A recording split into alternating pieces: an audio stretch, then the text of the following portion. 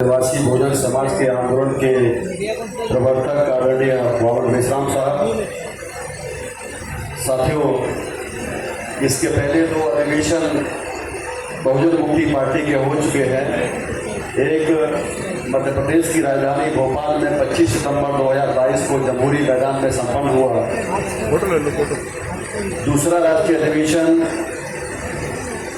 देश की राजधानी नई दिल्ली में 9 अक्टूबर को 2024 में ताल कटोरा स्टेडियम में संपन्न हुआ। और तीसरा राष्ट्रीय अधिवेशन फाइनेंशियल कैपिटल मुंबई महाराष्ट्र में welcome hall, Deonar police station road, cement factory के बाजू में गौतम नगर, गोडमरी, महाराष्ट्र में चल रहा है। इस राष्ट्रीय अधिवेशन के उद्घाटक बाबूराम माने साहब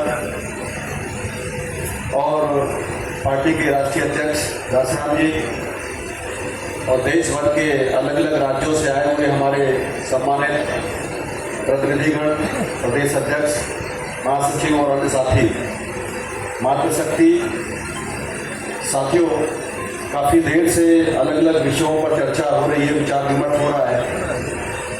भारत में भविष्य की राजनीति का एकमात्र विकल्प बहुजन मुक्ति पार्टी है। क्यों है? क्योंकि आज आईएनसी यानी Indian national Congress, BJP, CPI, CPIML, TMC, ये तमाम जो राष्ट्रीय स्तर के दल खड़े किए हैं, उनके निर्माता, नियंता 3.5% यूरेशियन विदेशी लोग हैं। और इसके अगेंस्ट में हमारे जो बहुजन समाज के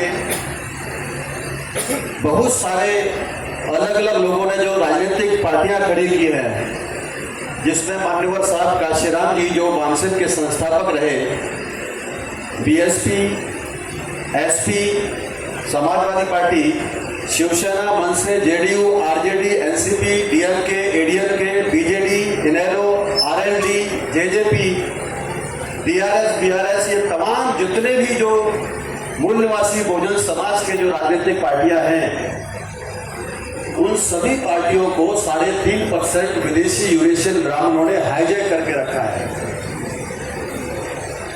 इसलिए अब इनका ज्यादा भविष्य नहीं है। इनकी पार्टियों के निर्माता बहुजन समाज के हमारे लोग हैं, मूल निवासी लोग हैं, मगर उनको चलाने वाले लोग 3.5% जाति के लोग हैं। इसलिए इनसे कोई आशा और उम्मीद करना अच्छी बात नहीं है।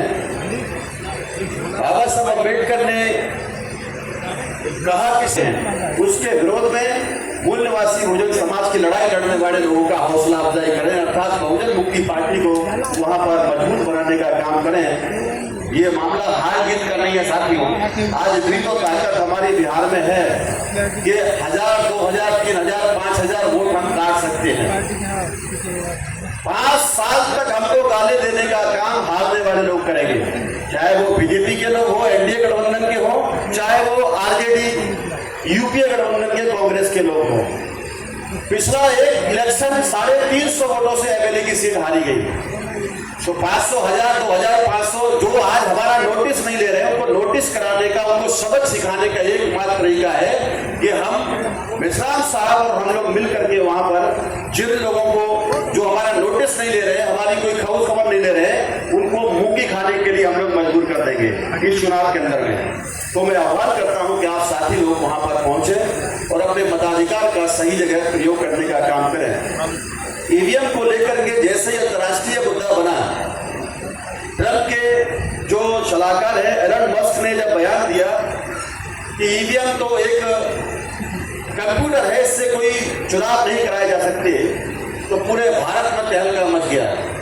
उस बड़ी इंटरनेशनल खबर को दबाने के लिए, जिसको पिछले दशकों से मेश्राम साहब चला रहे थे, भारत सरकार ने ऑपरेशन सिंदूर करवाया, क्योंकि बिहार का चुनाव जीतने के लिए कोई दूसरा उनके पास मुद्दा नहीं था।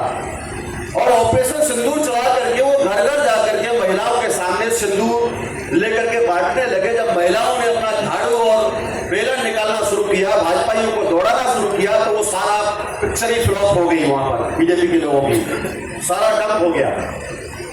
अभी भारत के मुसलमानों को बड़े पैमाने पर वो बरगलाने का काम कर रहे हैं। अभी लद्दाख का घटना घटित हुआ हाल ही में, चाहे उत्तर प्रदेश हो, चाहे बिहार हो, चाहे आपका भारत का अलग अलग राज्यों में कहीं पर भी हो, लेकिन आज का मुसलमानों को मैं सैल्यूट करता हूं साथियों इस अधिवेशन के अवसर पर कि वो अभी आक्रामक नहीं हो रहे हैं। जैसे पहले एकदम से पूरा खड़ा हो